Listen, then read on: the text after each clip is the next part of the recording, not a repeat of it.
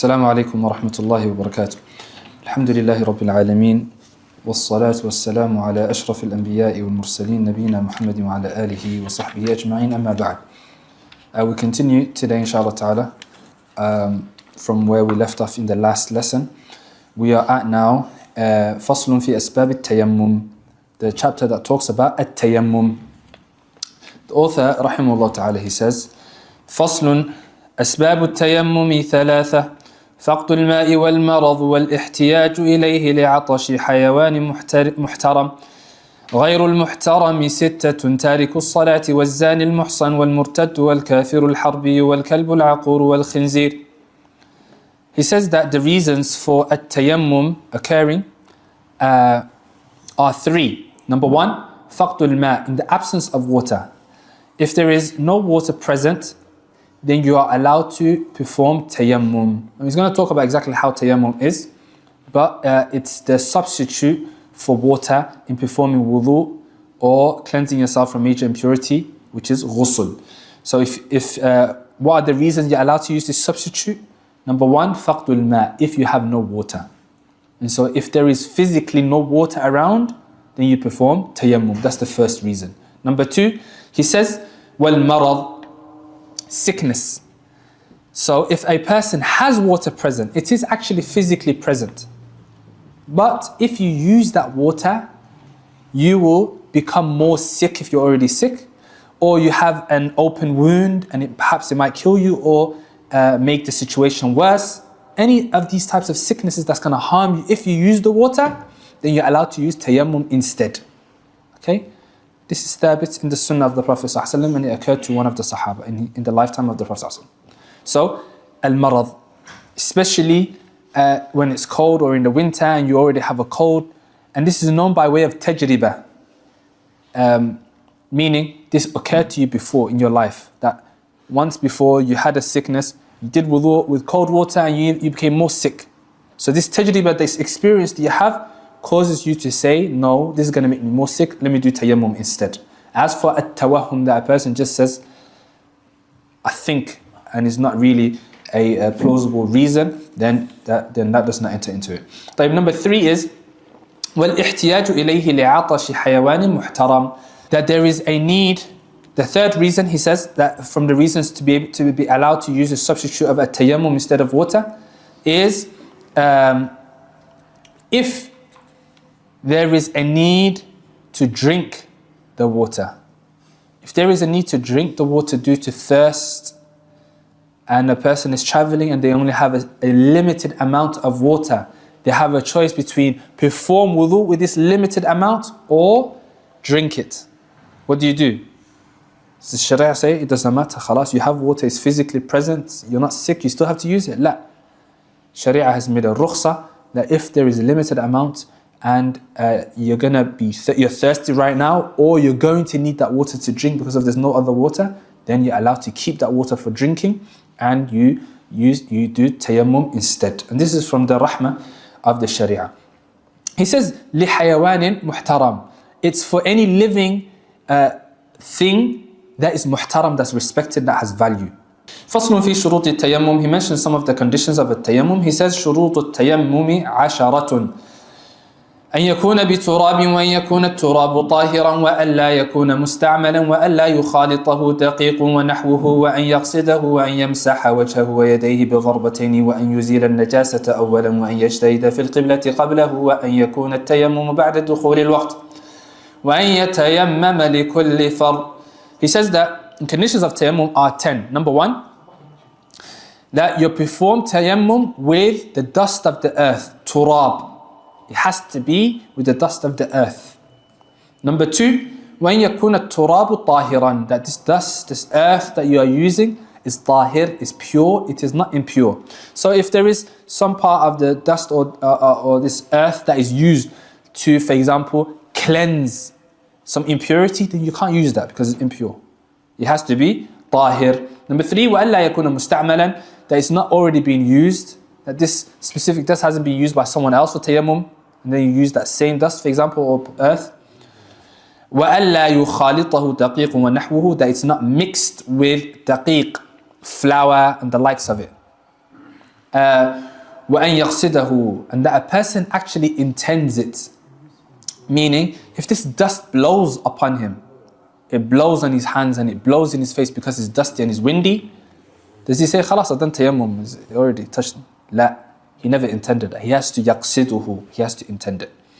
وأن يمسح وجهه ويديه بضربتين, that he wipes his face, he wipes his hands and his face with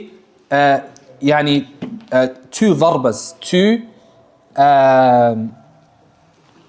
slaps if you like, or two strikes. أحسن جزاك الله خير. Two strikes.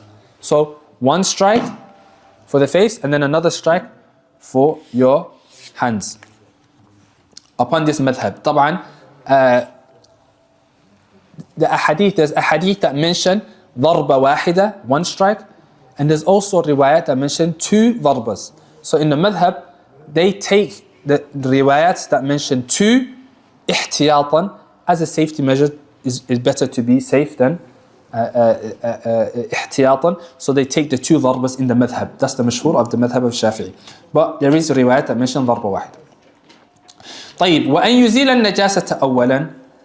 From the conditions is that you have to remove any impurity before you do tayammum. If a person is in a state of najasa or they use the toilet, then they need to cleanse themselves first, then they do tayammum. وأن يجتهد في القبلة قبله. If a person is traveling and they don't know where the qibla is, that they first strive to find where the qibla is. That you have to know where the qibla is before you do tayammum. And then he mentions وأن يكون التيمم بعد دخول الوقت. That a person performs tayammum after the time of the prayer enters. So if I need to do tayammum, there's no water, or I'm sick, or I require the water to drink, one of the three reasons occur, and it's allowed for me to do tayammum, I have to wait for at least the time to enter. So, if I want to pray Salatul Dhuhr, I have to wait for Salatul Dhuhr to enter, then I do tayammum, then I pray with the Jama'ah in the masjid. If I'm praying a sunnah prayer, I make tayammum because there's no specific time for the sunnah prayers. I make tayammum and I can pray. Okay?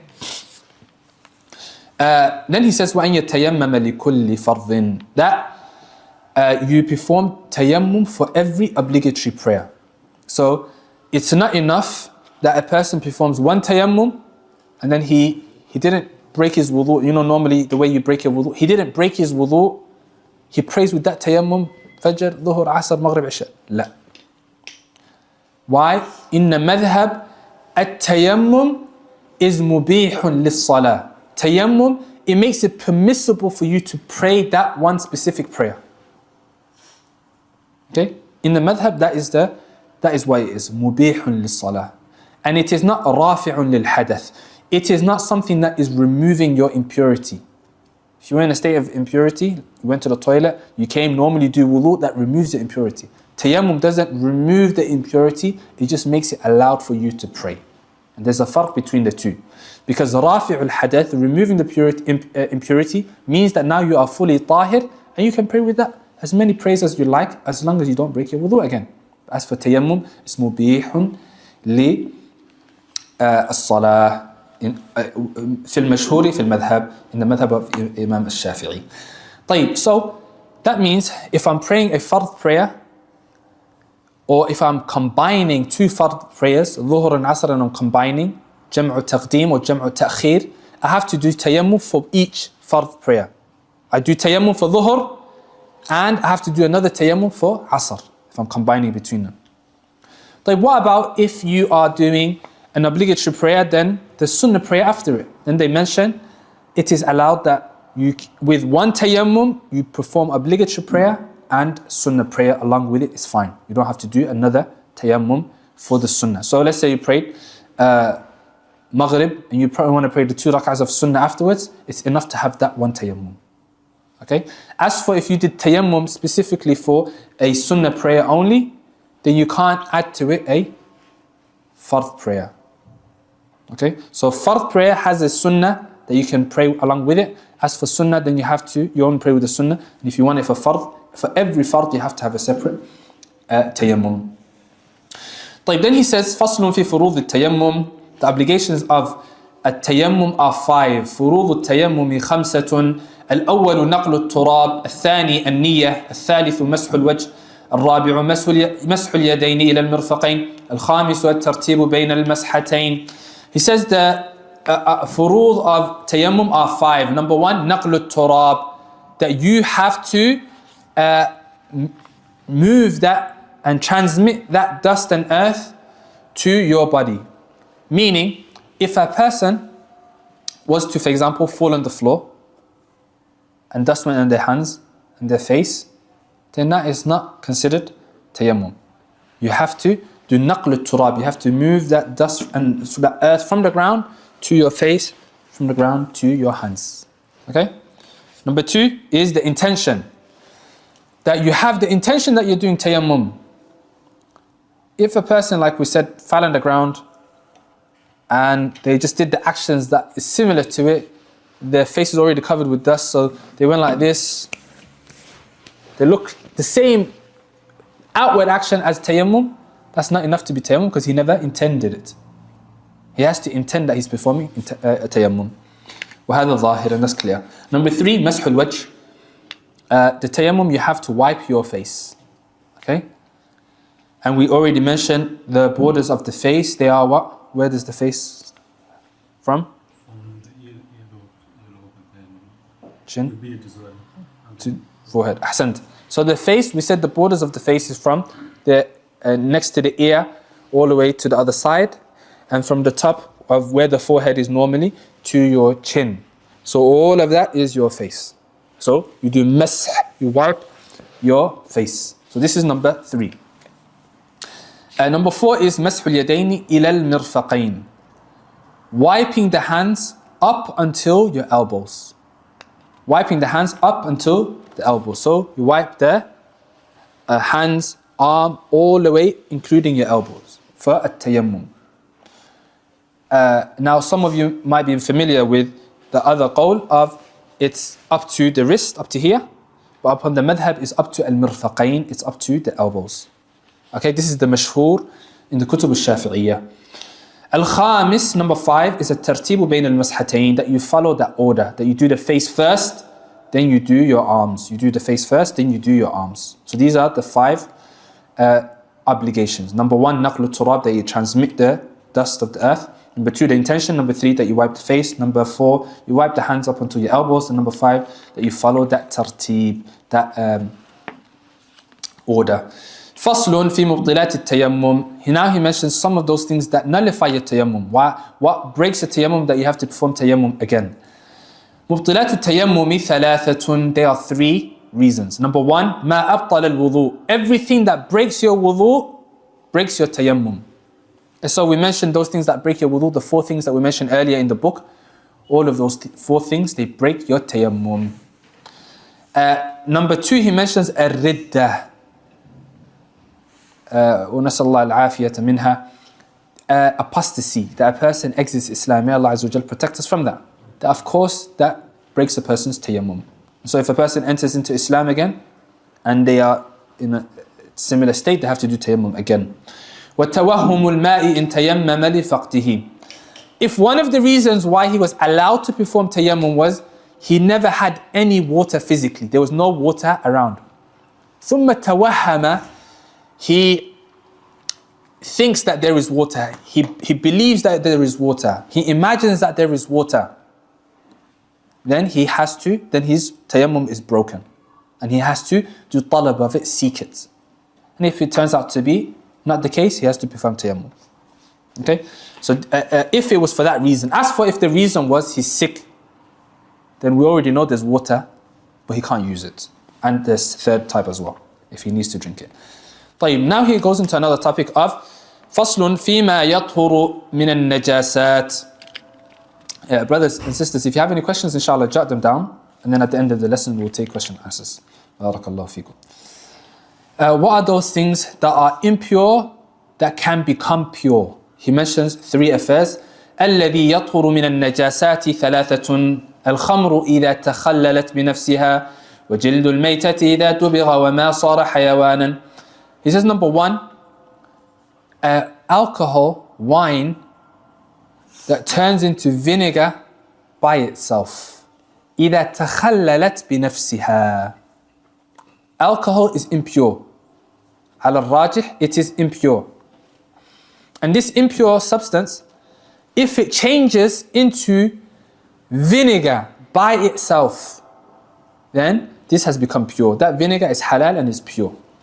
As for if a person does something, he performs some actions, he does something to turn it into vinegar, then it is not pure upon the madhab.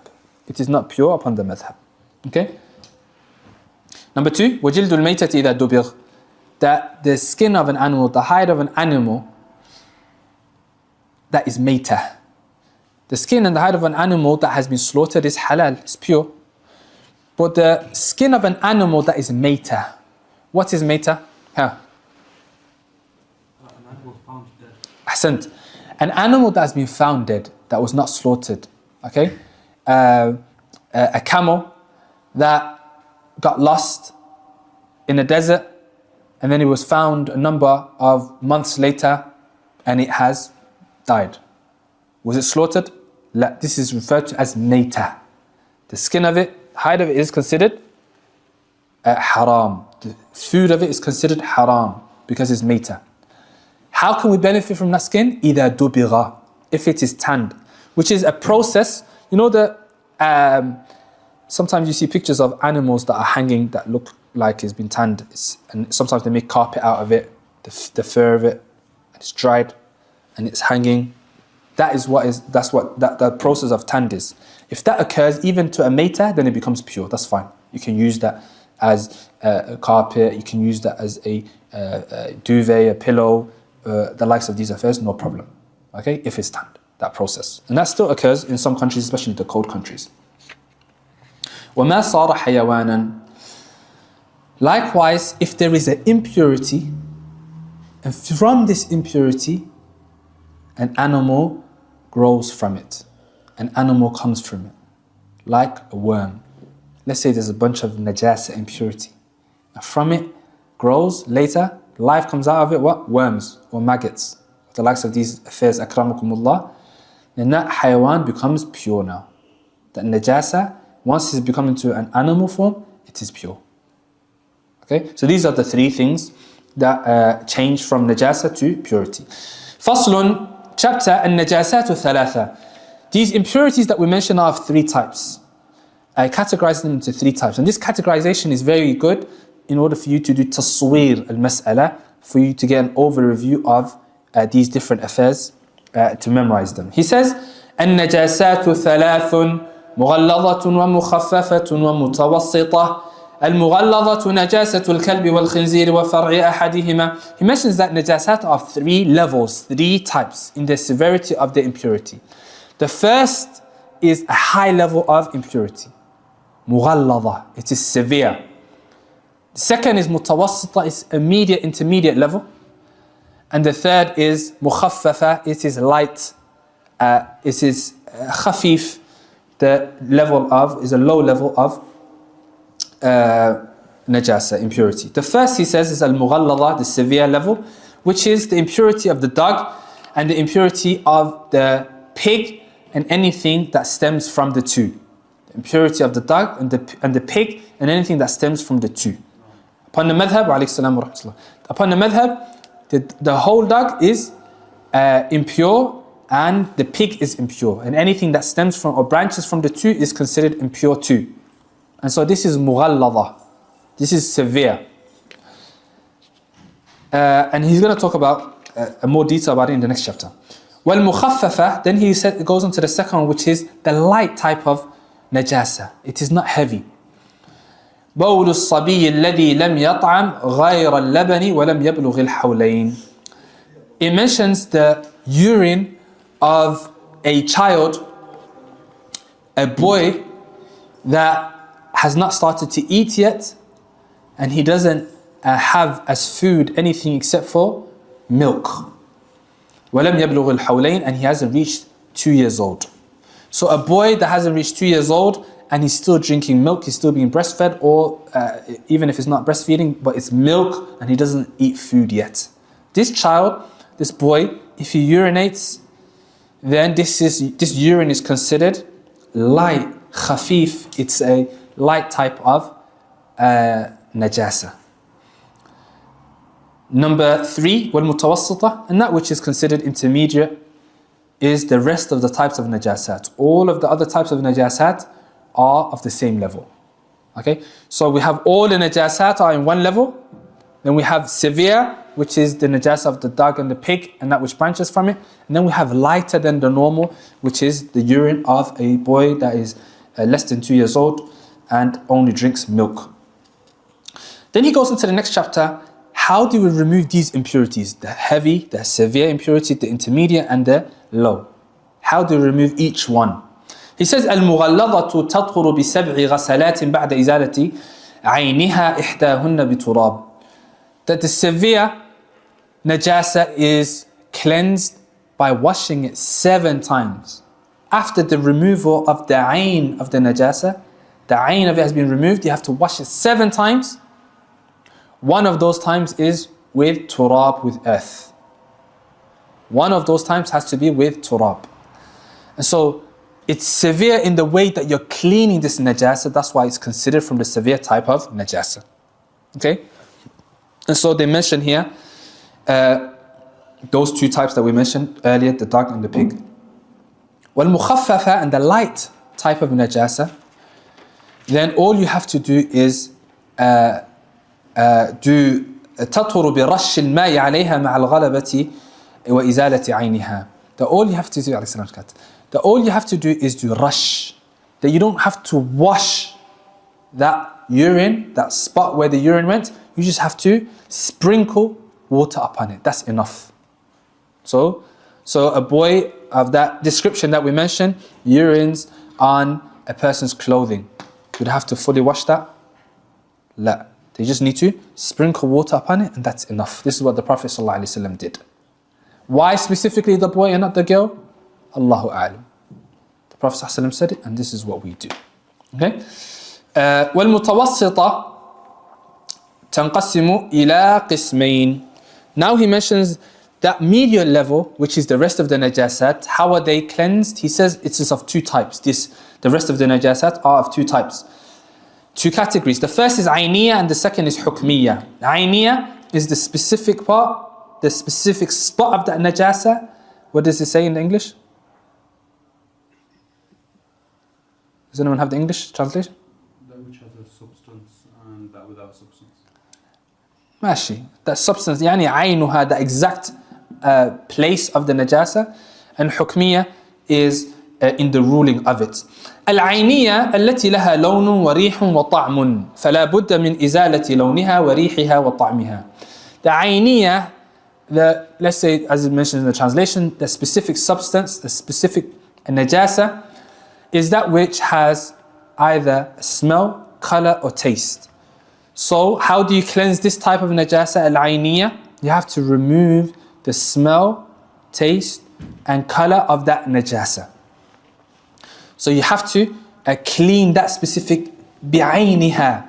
So let's say there's the urine of an adult on a specific clothing. You have to cleanse that specific part up until the loan of it is gone, the smell of it is gone. Obviously no one tasted it, but the taste of it is gone. Okay, aynuha has to be cleansed.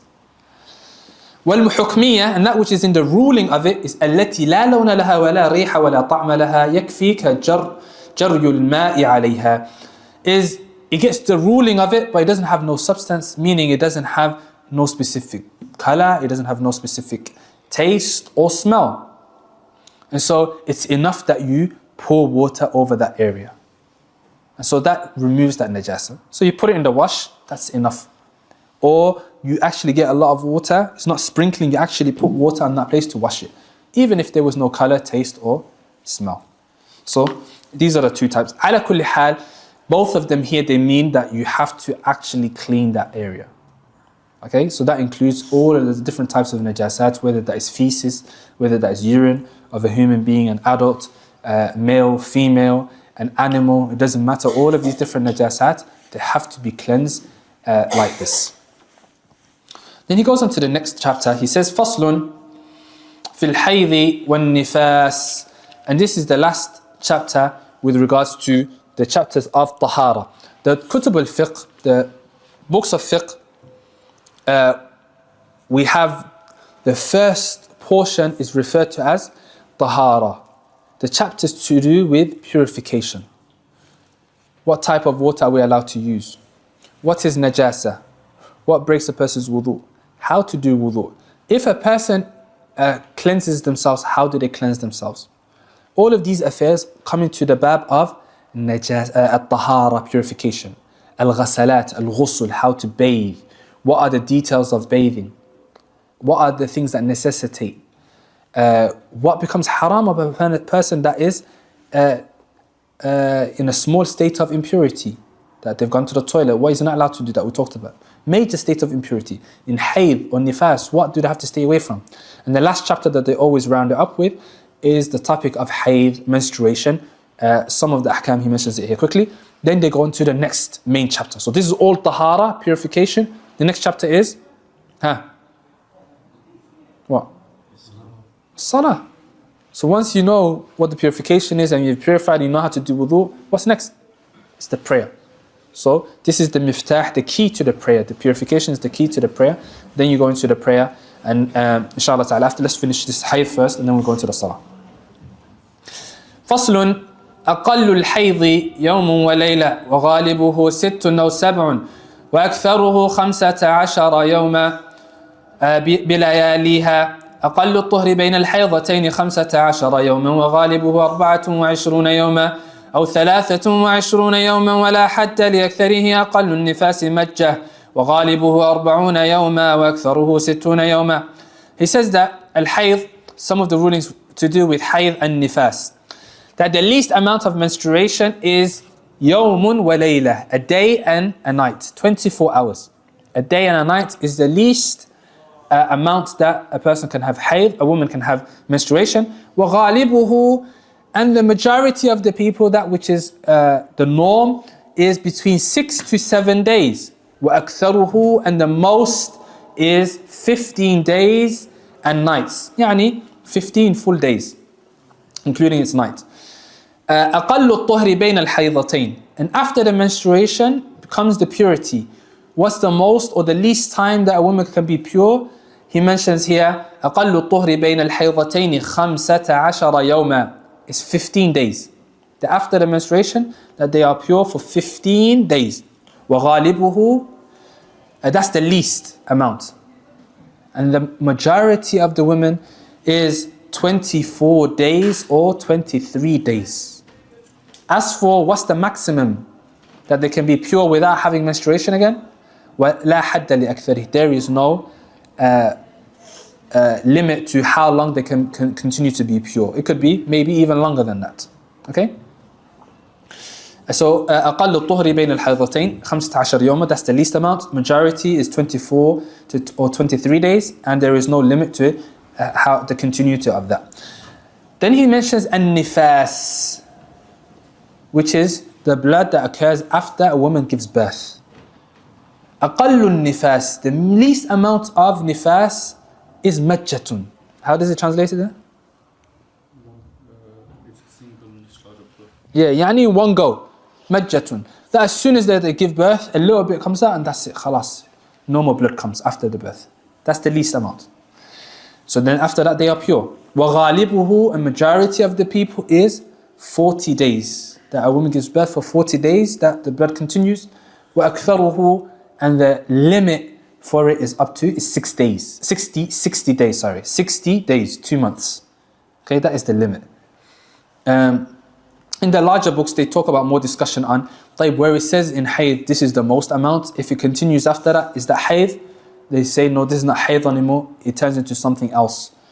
Istihada, which is continuous bleeding that doesn't stop. And so they mention other ahkam connected to that a person looks at their norm that they had before, or women that are similar to them from other family members. If their regular cycle is 67 days, then they follow the 67 days, and the rest of the days that if they continue bleeding and they don't stop, in those days they have the same ruling as the person that is pure, so they still have to pray, they still have to fast, they still have to do those things. They just do taqdeer of those 67 days. If it's more or less comparing to the other women that are similar to them, or if they had a cycle before this occurred to them, they follow that cycle. This is another mas'ala called istihada. He doesn't mention it here, he mentions it in other books. Likewise for nifas, if it goes on after 60 days, then they say this is not the blood of nifas any longer. So this is the ahkam of hayd. And al-ahkam of hayd, he just mentions it quickly here, a little ishara, but generally the ulama, they would say this is one of the harder topics in the books of fiqh to study, because it's something that is specific to women. Imam Ahmed has mentioned that he spent many years on the topic of hayd specifically, and that it's not an easy topic to master and talk about, because it is something that's specific to women, and it's something that differs from one group of women to another, and so that's why they just give guidelines and there is detail into it, but inshallah in other books they'll mention more detail. Now we go on to the topic or the next chapter, the Kitab al-Tahara, the chapter of prayer and some of the rulings connected to it. A majority of the book now is on Tahara, after Tahara is on Salah. And inshallah ta'ala we should finish in the next 2 lessons bi'idhnillah ta'ala. He says, Faslun a'adharu salati ithnan. He says that the excuses that a person has for missing prayer are only 2. There is no third excuse. Only 2. Number 1, النوم والثاني النسيان.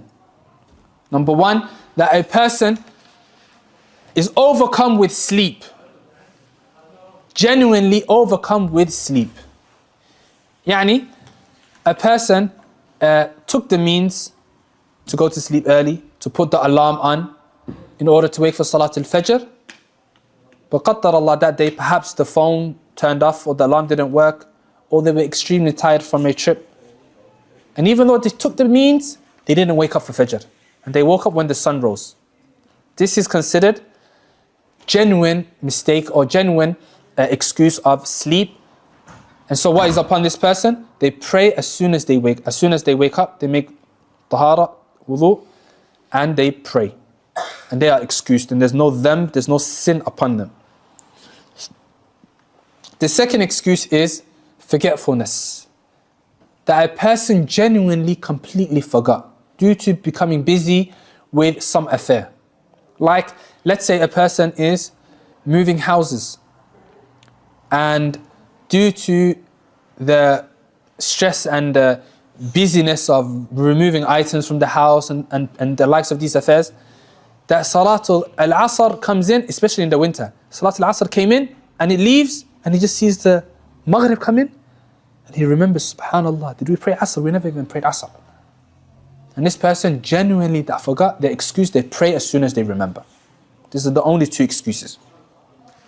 And of course that takes out the person that didn't genuinely forget nor genuinely overslept. And who is that? The example of that is the person that does this regularly. That every morning, every day he misses Fajr. Wallahi, I overslept. I'm excused. It's one of the excuses. It's from the a'dhar. La habibi. Every day, you're negligent. That person is sinful. Every day you miss Fajr, or majority of the week you're missing Fajr, then there's a problem here. This is not genuine. Likewise, forgetfulness. Every day you forget. For the rest of your life, every day you forget Dhuhr. Allah, I forgot. I remember that Maghrib time. I have to pray Dhuhr, Asr every day. La'ib. That does not come under these 2 excuses here. And these are the only 2 excuses that they mention. You notice he never mentioned that going to work is an excuse, or being at school is an excuse to miss Salah. Salatul Dhuhr comes in, and you're at work, or school, or college, or university, you have to pray Salatul Dhuhr. You have a time limit. You can pray, Salatul Dhuhr enters this time and it exits at Asr time. You have 5 hours to pray. In those, especially in the summer now. In those 5 hours, it's not an excuse to say, Wallahi, I'm at work and, you know, the workplace, I can't really pray there. People are going to judge me. People are going to look at me funny. People. And you know, I heard a sheikh, he said, I can pray Dhuhr, Asr, Maghrib, Isha when I get home. All together, mashallah, package it. That's la'ib as well. لا يدخل فيه في هذا الباب. It does not enter into this bab of أعذار. Now, فصل, he mentions chapter heading شروط الصلاة ثمانية, the conditions of the prayer are 8. He says number 1, طهارة الحدثين والطهارة عن النجاسة في الثوب والبدن والمكان وستر العورة واستقبال القبلة ودخول الوقت والعلم بفرضيتها وألا يعتقد فرضا من فروضها سنة واجتناب المبطلات. He says number 1, طهارة الحدثين, that you are pure from major and minor impurity. That you are pure from major and minor impurity. So if a person had minor impurity like going to the toilet for number 1 or number 2 or letting out gas, then they have to do tahara of wudu, they have to perform wudu. And if they have major impurity of janaba or they had a wet dream or the likes of these effects, then they have to have a ghusl. So whatever state that they are in, they have to be pure from major and minor impurity. Number 2, وَالطَّهَارَةُ عَنِ النَّجَاسَةِ فِي الثَّوْبِ وَالْبَدَنِ وَالْمَكَانِ. That a person has to be pure in their clothing, in their body, and in the place of prayer. What's the difference between this and the first one?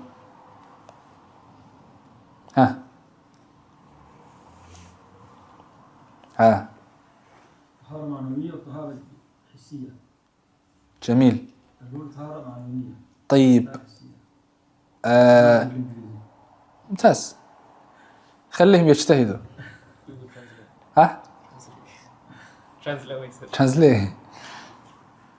طيب. So the first one, you are in requirement of being in a state of tahara. Is your body dirty? Is your body dirty when you don't have wudu? No, your body is not dirty. Physically, is it dirty? Is there urine on your body? There's no impurity on you physically. Like in ma'nawi, the meaning of it, you don't have tahara. You can't pray in the state. So you have to perform wudu to become pure from that minor impurity and likewise major impurity.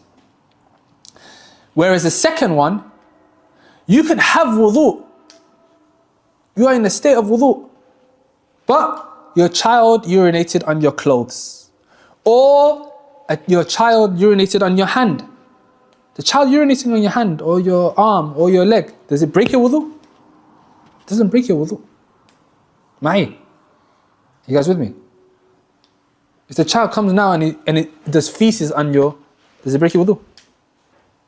I see the people shakikin, you're hesitating. Hi, Sheikh. La, it doesn't. Because it never came out from you. Al-khariju min as-sabilayn, the thing that exists your two private parts. Okay? As for a child that comes or your shoes, you stepped on dog feces, breaks your wudu? Same thing. The shoes, your thobe, your body, the place of prayer, all of that doesn't break your wudu. But this is the second condition. That your prayer, in order for it to be correct, your thobe, your clothing that you're wearing has to be pure from any najasa. Your body limb has to be pure from any najasa. The place that you are praying have to be pure from any najasa. That's the difference between the two. I hope that makes sense. Number 3, وَسَتْرُ الْعَوْرَةِ, that your awrah is covered. That your awrah is covered. And it's going to talk about the awrah later. وَاسْتِقْبَالُ الْقِبْلَةِ, that you face the qibla. When you're praying, that you face towards the qibla. If you have no knowledge of where the qibla is, you're traveling, you're in the desert, you're in a mountain, you're in a forest, you don't know where the qibla is, you don't have your phone, no connection, you do ijtihad. You try your best to find the direction of the qibla by using the stars. If you have knowledge of the stars, which way is the direction of the north? You're in England, you need to go south, east. So you try to figure ijtihad, you try your best. And if you are wrong after doing ijtihad, your salah is correct. But if you know, you have to face the qibla. Especially today, if you are living in a city and you have internet access, then this is very easy. You can't pray to a direction that you do not know of if you have the means to find out. So this is a condition of your salah. وَدُخُولُ الْوَقْتِ, the salah time has to enter. You can't pray salat al-maghrib. Is it maghrib yet? But I want to pray, I need to go home. Can't I pray? La, you have to wait until the salah time enters before you pray. وَالْعِلْمُ بِفَرْضِيَّتِهَا. You have to have knowledge that this salah is obligatory. لَا يَنْفَعُكَ. You praying Salat al-Maghrib with the Imam, with the best khushu', but you believe that Salat al-Maghrib is sunnah, it's optional. If I pray, it's okay. If I don't pray, it's not okay. The salah is batila. It's not accepted. You have to believe that the salah is obligatory. The 5 daily prayers. وهذا واضح, and that's clear. وَلَا يَعْتَقِضَ فَرْضًا مِنْ فُرُوضِهَا سُنَّةً. نعم. And that you don't believe any of its obligations to be sunnah. That you don't believe any of the obligations of salah, that this is optional. That if I do it, it's good. If I don't do it, la. You have to believe that it is, all of its obligations are obligatory upon you. وَاجْتِنَابُ الْمُبْطِلَاتِ. And that you stay away from anything that nullifies your salah. Anything that nullifies your salah, that you stay away from it. Okay? Al-ahdath. Then he talks about impurity. He says, Al-ahdathu ithnan. أصغر وأكبر فالأصغر ما أوجب الوضوء والأكبر ما أوجب الغسل. The impurities are of 2 types. Major and minor impurity. Major and minor impurity. Minor impurity is ما أوجب الوضوء. Minor impurity is everything that requires from you wudu, ablution. Like going to the toilet for number 1 or number 2. Maybe someone's listening from China and they're asking, what is this number 1 you're talking about, number 2? فنصرح, we say explicitly, a person goes to the toilet, number 1, what we mean is feces, of course. Number 2 is urine. Huh? Number 3 is the other way around. Okay, what's number 1 now? Number 1? Number 1 is urine, okay, number 2 feces, معلش. And number 3 is laying out gas, صح? ولا من عندنا. So this is all considered minor impurity. What do you need to do? Just perform wudu. As for major impurity, ما أوجب الغسل is everything that necessitates from you to have a shower, ghusl. Like janaba, like a person that has a wet dream, or intercourse, or a woman that finishes her hayd, and the likes of these affairs. Al-Awrat, he mentions the Awrah. Look, he's going to go into these shurut, each one, he's going to start mentioning them in a bit more detail. Okay? And then later on he does that, which is nice, a tartib of the Musannif, rahimahullah. He says, Al-Awratu arba'un, that the Awrat, the Awrah is the places that you have to cover. Okay, the Awrat are 4 types, he says. Awratu al-rajuli mutlaqan wal-amati fi as-salah. ما بين السرة والركبة. The awrah of a man in the prayer and outside of the prayer is between his belly button from the navel to his knees. Okay? And in order to cover the knees, some ulama mentioned you have to be below the knees a little bit to cover it. Okay? So from the navel to the knees is awrah in the salah and outside of the salah. And some ulama mentioned specifically in salah you also have to cover your shoulders. Okay, it's not awrah, but you have to cover your shoulders for the salah. As for the man's awrah, from the belly button all the way to the knees. And so that's inside salah and outside of salah. And so it is not allowed, like many people today, they will play football or a sports activity and they will have shorts that is above, clearly above the knees. And then salah time comes. Some of them will pray in that state. Salah is batil, it's not correct. And those that are good, they know it's not allowed, so they will put a khamis on, a thobe on or something. Why did they put a thobe on and they uncovered it for prayer? Maybe they don't have the knowledge that this is not just for salah, it's also outside of salah. Similar to this is isbal, the garment, the lower garment has to be above a person's ankle. Many people, when it comes to salah, they roll up their trousers. Good, no problem. But this hukum is not specific for salah. It's more severe in salah, but this is all times. As soon as salah finishes, what do? They roll it back down. The isbal is muharram. ما أسفل الكعبين في النار. Wherever is below the ankles for the men is in the hellfire, the lower garment. So this is all the time. So the awrah for the man has to be covered below, from the knees to the navel. Anything above that, so even if a person is going swimming, you still have to cover up to your belly button. Okay? Anything above that is not awrah. But it's from haya, of course, shyness, that a person is modest, is and covered in front of other people and the likes. So to be safe, ahwat, they say to cover the knee as well. Okay, so it doesn't, if you sit down, go up. وهكذا. طيب. Then he says, وعورة الحرة في الصلاة جميع بدنها ما سوى الوجه والكفين. The awrah of a woman in the prayer specifically is the whole body except for her face and hands. So the woman's awrah is in the salah is the whole body except for the face and hands. So for the prayer she doesn't need to cover her hands nor her face. وعورة الحرة والأمة عند الأجانب جميع البدن. As for the awrah of a woman in front of non-mahrams, in front of foreign men, then it is the whole body, including the face and the hands upon the madhab. And so upon the madhab, niqab and gloves is obligatory. Upon the madhab, the whole body is awrah. And as for the salat, then the face and hands is uncovered. وعند محارمها والنساء ما بين السرة والركبة. And as for a woman when she is with her maharim, her family members that are mahram, or other women, then her awrah is from the belly button to her knees. Meaning, so if a woman is with her maharim, her father, her brother, or the likes of these affairs, if she is breastfeeding a child, then that is not awrah for her maharim. But like we said again, and likewise other women, that is not awrah, the breastfeeding of the child and the likes of these affairs. But yajib, it's obligatory to have hishma and shyness in their clothes that they wear and that which is uncovered. It's not free reign to be lewd or the likes of these affairs. Faslun. So these are the 4 types of awrat. Clear? Any questions? طيب. فصل أركان الصلاة 17. Number 1, he says that the pillars of salah are 17.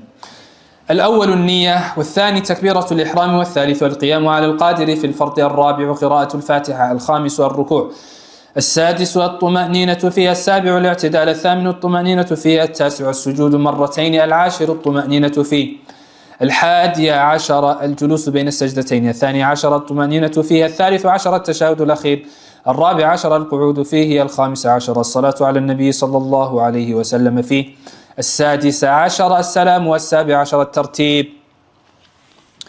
He says the condition the arkan, the pillars of the prayer are 17. Number 1, the intention. That the person has the intention for this prayer, that they're praying Salatul Dhuhr or they are praying a Sunnah prayer. You have to have intention. Number 2, Takbiratul Ihram. The first takbir, the first Allahu Akbar when you are entering into the prayer. Takbiratul Ihram. Why is it called Takbiratul Ihram? We've mentioned this many times in other lessons. That takbir means Allahu Akbar. Takbiratul Ihram, the first initial Allahu Akbar. Why is it called Ihram, which comes from similar word as haram? Because those things that were halal for you outside of the prayer, from eating, from drinking, from talking, these things are halal. Once you say Allahu Akbar, those things become haram. You're not allowed to talk to the person next to you, you're not allowed to eat, you're not allowed to drink, you're not allowed to do all of these things now that have become impermissible in the prayer. So that's why it's called Takbirat al-Ihram. That takbir that takes you into the state of the prayer of and makes those things haram. Number 3, al-Qiyamu ala al-Qadiri fil fard. The third pillar is that it's obligatory upon a person to stand up in the prayer. That is obligatory if you are able. If you are able to stand up in the obligatory prayers, then you have to stand up. It's not a choice. If you're not able, what do? You don't pray? Use the chair? Sit. Ahsant. طيب, you can't sit. You lie down. The Prophet ﷺ, he mentions that that you have to pray standing. If you're not able to, then pray sitting. If you're not able to, then lie down. Okay?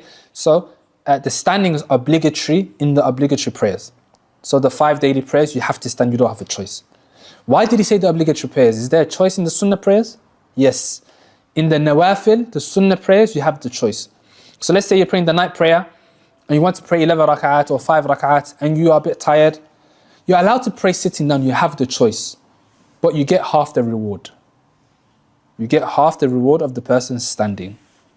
It is permissible, but you get half the reward. As for the obligatory prayers, the 5 daily prayers, then there's no choice in that if you have the ability. As for if you don't have ability, then you do what you are able to do. Number 4, qira'atul Fatiha.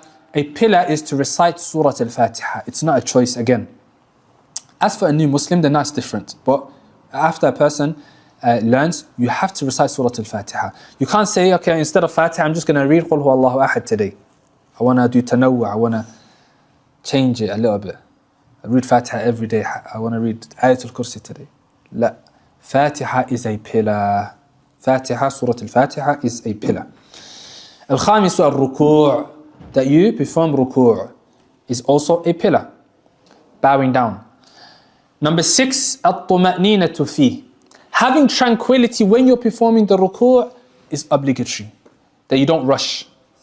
That you don't, like a woodpecker, they go, Allahu Akbar, Sami Allahu liman hamidah. La, you have to have tranquility. It's a pillar to be tranquil. Okay?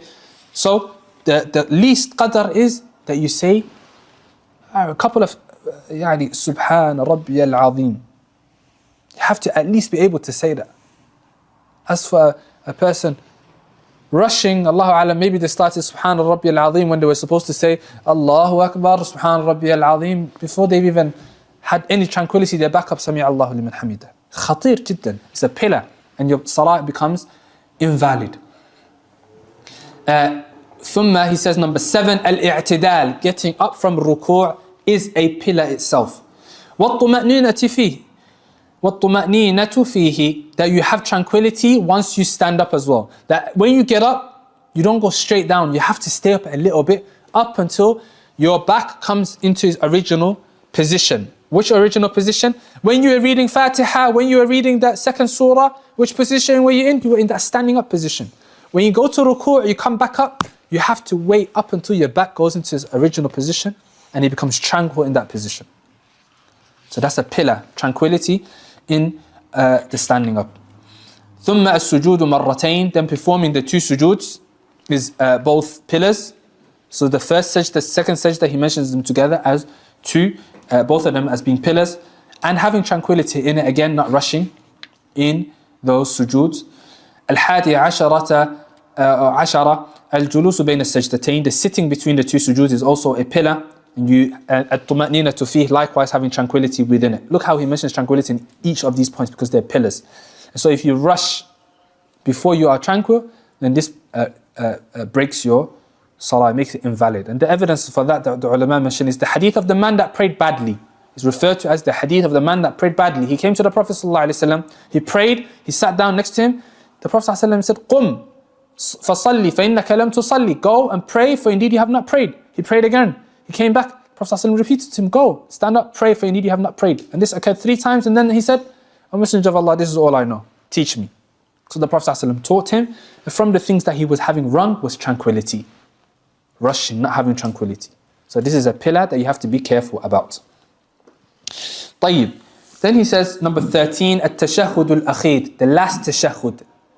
The last tashahhud, when you sit down and you say التحيات لله والصلوات والطيبات up until the end of it, this tashahhud al-akhir, the last tashahhud, is a pillar. But what about the first tashahhud? It is not a pillar, he's going to mention it later. The first tashahhud is not a pillar, the second, the last tashahhud is a pillar. طيب, what about Salatul Fajr? You only have 1 tashahhud, is it the first or the last? Huh? It's the last. There's only one that's considered the last, that's the one you're exiting. Okay? Naam. The tashahhud al-akhir. Number 14, a pillar for it is that you have to sit for tashahhud al-akhir. You can't be standing and I'm doing my tashahhud while standing. You have to sit whilst doing tashahhud al-akhir. Khamis ashar, that you send peace and blessings upon the Prophet ﷺ in the tashahhud al-akhir. That's a pillar itself. Allahumma salli ala Muhammad wa ala ali Muhammad kama sallaita ala Ibrahim wa ala ali Ibrahim innaka Hamidum Majid. Salat al-Ibrahimiyya, That salat and salam. And the least amount of salat and salam is to say, Allahumma salli ala Muhammad. That you send peace and blessings upon him, sallallahu alayhi wasallam, is the least amount. And salat al-Ibrahimiyya is more complete. Okay? And that is a pillar in the last tashahhud. As for the first tashahhud, then it's not. As-sadisa ashara, 16 is the salam, giving the salam to exit the prayer. As-sabi ashara, at-tartib, is to follow that order, the order that we all know for prayer. And if a person does sujood before ruku', is salah valid? Salah is invalid. If a person does any tartib that he changes, then his salah is incorrect. If a person says, I'm going to read Ayatul Kursi first, then I'm going to read Fatiha second, salah is batil. He has to follow that order. Okay, and if you notice here, these pillars, they begin with the second thing that, after the intention, of course, the first physical action that it begins with is takbirat al-ihram. And the last physical thing that it ends with is as-salam.